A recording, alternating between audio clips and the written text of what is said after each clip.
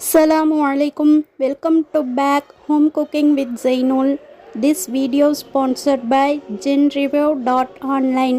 GenReview is one of the review portal site. GenReview உடைய லிங்க்கை நான் டிஸ்கிரிப்ஷனில் கொடுத்துருக்கேன். கண்டிப்பாக செக் பண்ணி பாருங்கள், உங்களுக்கு ரொம்பவே யூஸ்ஃபுல்லாக இருக்கும்.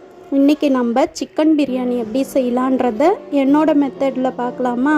நான் அதுக்கு என்னென்ன எடுத்திருக்கேன்னா நெய், ஆயில், பட்டை, லவங்கம், ஏலக்காய், அப்புறம் பிரிஞ்சி இலை, ஆனியன். நான் எது எவ்வளோன்றதை நான் டிஸ்கிரிப்ஷனில் கொடுக்குறேன், செக் பண்ணி பார்த்துக்கோங்க.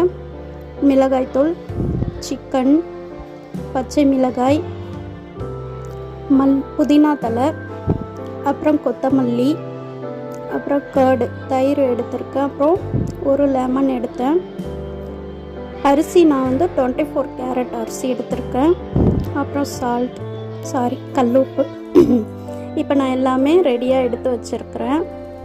இப்போ எப்படி செய்யலான்றதை பார்க்கலாமா? நான் ஒரு பாத்திரத்தை வச்சு அதில் எண்ணெயும் நெய்யும் சம அளவில் நெய் கம்மியாக எண்ணெய் கொஞ்சம் அதிகமாக போட்டுக்கிட்டேன். இப்போது அந்த ஸ்பைசஸ் போட்டுக்கிட்டேன். அதுக்கப்புறம் வெங்காயமும் பச்சை மிளகாவும், தயிர் நான் ஒரு பாக்கெட் எடுத்து வச்சுருக்கேன். வெங்காயம் நல்லா வதங்கிடுச்சு. இந்த டைமில் நம்ம தக்காளி பழம் போட்டுக்கலாம். அப்புறம் இஞ்சி பூண்டு போட்டு நல்லா இது பண்ணிக்கலாம். நான் மிளகாய் தூளும் கரம் மசாலாவும் எடுத்து வச்சுருக்கேன், என் தேவைக்கேற்ப எடுத்து வச்சுருக்கேன். அது போட்டு சேர்த்துக்கலாம். அப்புறம் புதினா, கொத்தமல்லி, நெக்ஸ்ட்டு தயிர் போட்டு நல்லா நம்ம கிளறிக்கலாம். இப்போது கறி சேர்த்துக்கலாம். நான் சிக்கன் எடுத்திருக்கேன். சிக்கனை நல்லா இதிலே மெல்ட் ஆக்கணும். நல்லா ஆயில் பிரிஞ்சு வர அளவுக்கு குக் பண்ணணும். அப்போ தான் அந்த மசாலா அந்த சிக்கனோட சேரும், பிரியாணியும் டேஸ்ட் கொடுக்கும். கொஞ்ச நேரம் நம்ம மூடி போட்டு வச்சு குக் பண்ணிக்கலாம்.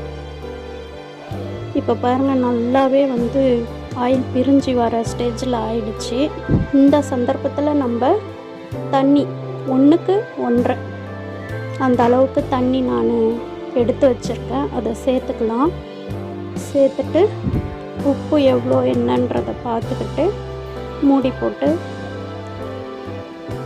கறி பாதி அளவுக்கு வேகிற அளவுக்கு விட்டுடுவோம். நம்ம முக்கால்வாசி வேக வேண்டாம், ஏன்னா அரிசி போடணும்ல. அரிசி போட்டால் அப்போ கொஞ்சம் நேரம் வேகும். அதனால் இப்போ தண்ணி கொதிச்சிச்சு. இந்த டைமில் நான் லெமனை சேர்த்துக்கிறேன்.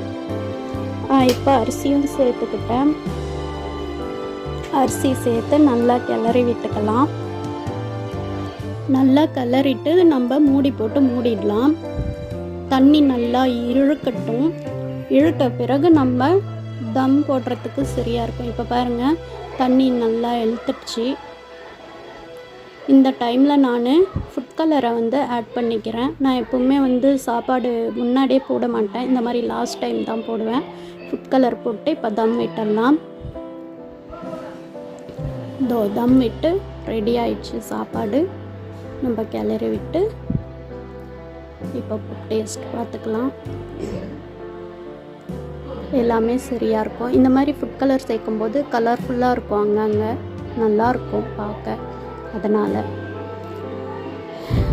நல்லா கிண்டி விட்டுக்கோங்க. அதுக்கப்புறமா நம்ம சர்வ் பண்ணிடலாம். ஃபஸ்ட்டு என் பையனுக்கு நான் வச்சுட்டேன். இப்போ திரும்பவும் சொல்கிறேன், this video sponsored by GenReview.online. Check பண்ணுங்கள்.